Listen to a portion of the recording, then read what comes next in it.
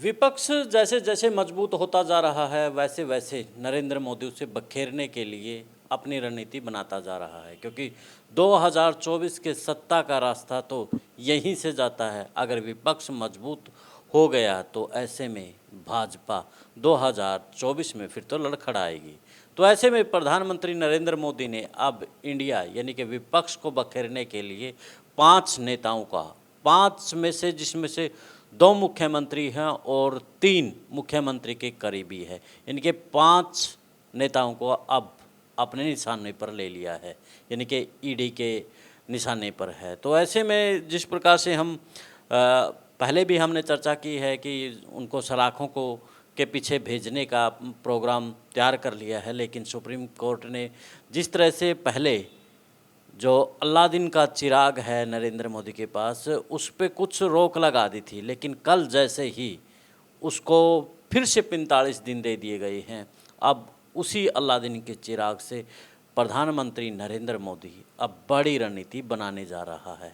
तो वो कौन है जो कि जिसके बलबूते पर प्रधानमंत्री अब बड़ा खेल यानी कि विपक्ष को बिखेरने का काम कर रहा है। चुनाव भी यानी कि लगभग 3 जो राज्य हैं विधानसभा के चुनाव है वो भी जीतने ज़रूरी हैं।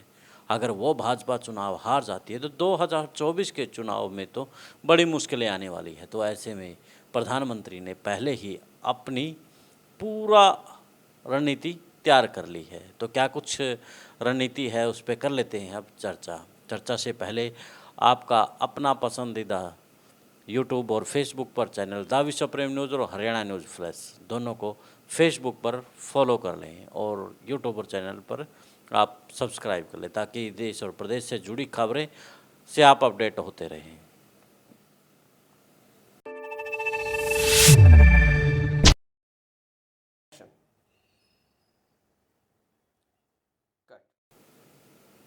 सभी को नमस्कार, राम राम। मैं कुलदीप खंडेलवाल, द विश्व प्रेम न्यूज़ और हरियाणा न्यूज़ फ्लैश। 15 सितंबर तक अब बीजेपी के हाथ में अलादीन का चिराग हाथ में लग चुका है। अब जैसे ही घिस आएंगे उससे चिराग से अलादीन निकलेगा और जो कहेगा नरेंद्र मोदी और शाह की जोड़ी जो कहेगा वही करेगा। जैसे कि हमने बताया कि 2 मुख्यमंत्री उसके टारगेट पर हैं, तो वही 3 नेता भी उसके टारगेट पे है, क्योंकि जो अब विपक्ष इंडिया के नाम से जो मजबूत गठबंधन बना है उसको बिखेरना भी तो ज़रूरी है, उसको तोड़ना भी तो ज़रूरी है। और ऐसे में बड़े राज्यों में चुनाव है, अगर ये चुनाव हार गए तो फिर तो मोदी तो गए हो।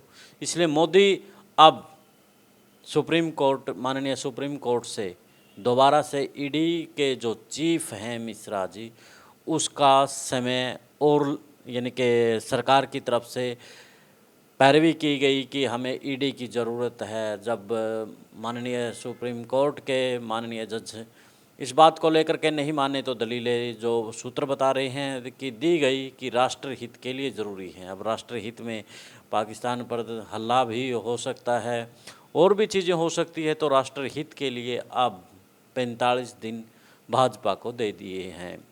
मैं भाजपा को इसलिए कह रहा हूं, जिस प्रकार से हम आए दिनों देख रहे हैं कि ईडी और सीबीआई का शिकंजा खास तौर पर विपक्ष के नेताओं पर कसा जा रहा है। शरद पवार से लेकर के बंगाल तक यानी कि ममता बनर्जी के नेताओं को जिस प्रकार से अब तोड़ा जा रहा है, अब उससे तो यही कहा जा सकता है कि ईडी का जो चीफ है उसी के बलबूते पर अब शाह और मोदी की जोड़ी लगी हुई है।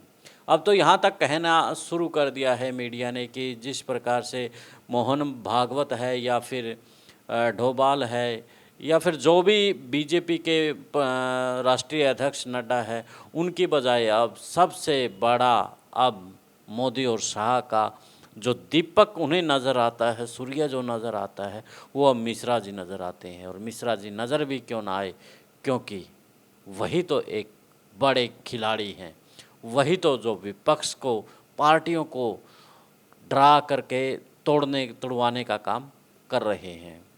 तो जिस प्रकार से अब राजस्थान की बात करें तो राजस्थान में एक लाल डेयरी का जिक्र हो रहा है। कल प्रधानमंत्री ने भी बोला कि लाल डेयरी में कच्चे छिट्टे जो कांग्रेस के नेता हैं, विधायक हैं, पार्टी का पूरा अब ईडी उनको यानी कि देखने वाली है अब। तो जिस प्रकार से नरेंद्र मोदी ने कहा है तो ईडी तो उसमें अब वो डायरी पहुंच गई होगी, नहीं पहुंची होगी तो पहुंच जाएगी। तो क्या कुछ है उसमें, जो राजेंद्र सिंह है विधायक जिसके हाथ ये डायरी थी, वो अशोक गहलोत का खासम खास रहा है, मंत्री रहा है। जब उसको दूर कर दिया गया तो फिर वो कहीं ना कहीं दिल्ली दरबार में हाजिरी लगाता नज़र आया होगा। तो उसी का फ़ायदा अब भाजपा उठाती नज़र आ रही है।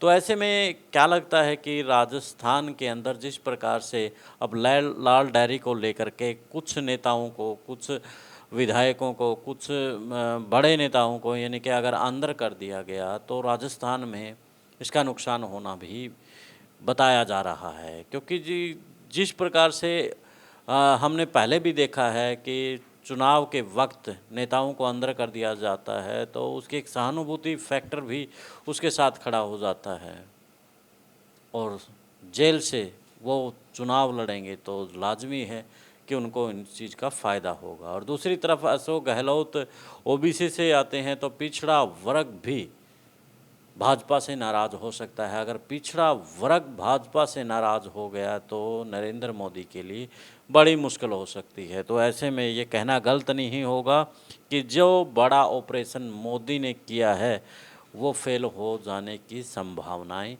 ज़्यादा रहेगी। इसके बाद बात करें बंगाल की, तो बंगाल के अंदर भी जो ममता बनर्जी है वो नरेंद्र मोदी के खिलाफ मुखर रही है। सीबीआई से लेकर के उन्होंने जिस प्रकार से पिछले दिनों लताड़ भी लगाई थी, तो अब उसका जो भतीजा है अभिषेक बनर्जी, वो सब जिस तरह से अरविंद केजरीवाल का सब कार्य मनीष सिसोदिया देखता था, ऐसे ही अभिषेक बनर्जी है। तो उसको भी यानी कि सलाखों के पीछे भेजने की तैयारी में है। जो 45 दिन का जो ये समय है, ये राष्ट्र हित में लगेगा या फिर जो नेताओं के ऊपर विपक्ष के नेताओं को तोड़ने पर लगेगा, ये तो समय पर आप देखेंगे ही। और अभिषेक बनर्जी पर भी अब शिकंजा कसता नज़र आ रहा है। तो तीसरे नंबर पर तीसरा जो टारगेट हो सकता है वो है भूपेश बघेल। भूपेश बघेल की सीधी रायपुर पर यानी कि दिल्ली दरबार से सीधा अब नेटवर्क होने वाला है और जो भी उसके खास हैं, चाहे आईएएस आईपीएस या फिर जो भी लोग भी है, अब वो ईडी के निशाने पर आ जाएंगे। तो ऐसे में छत्तीसगढ़ में भी ईडी का खेल से बीजेपी आने की जो खेल रणनीति है वो बनाई जा रही है। तो इसके बाद बात करें शरद पवार की, जिस प्रकार से शरद पवार की पार्टी को पहले ही तोड़ दिया गया है, अब जो कुछ बचा है उसको भी तोड़ने के लिए खेल जारी है। ईडी के डर से अब और कौन कौन नेता जाएंगे, वैसे जो विपक्ष का गठबंधन है यही राहुल गांधी और खड़गे के अलावा 4-5 यही लोग हैं जो कि विपक्ष को मजबूत बना रहे हैं, इंडिया को मजबूत बना रहे हैं। इन्हीं को तोड़ना बेहद ज़रूरी है, तभी तो ये खेल खेला जा रहा है। तो भूपेश बघेल के करीबियों के ऊपर जब शिकंजा कसा जाएगा तो जाहिर सी बात है तो खेल तो ख़राब करने की कोशिश होगी। तो जो इससे अगला टारगेट है नीतीश कुमार, तो नीतीश कुमार पर भ्रष्टाचार के आरोप नहीं लगे हैं, तो ऐसे में उसके जो खास दाएं और बाएं जो भी रहे हैं वो ईडी के निशाने पर हैं।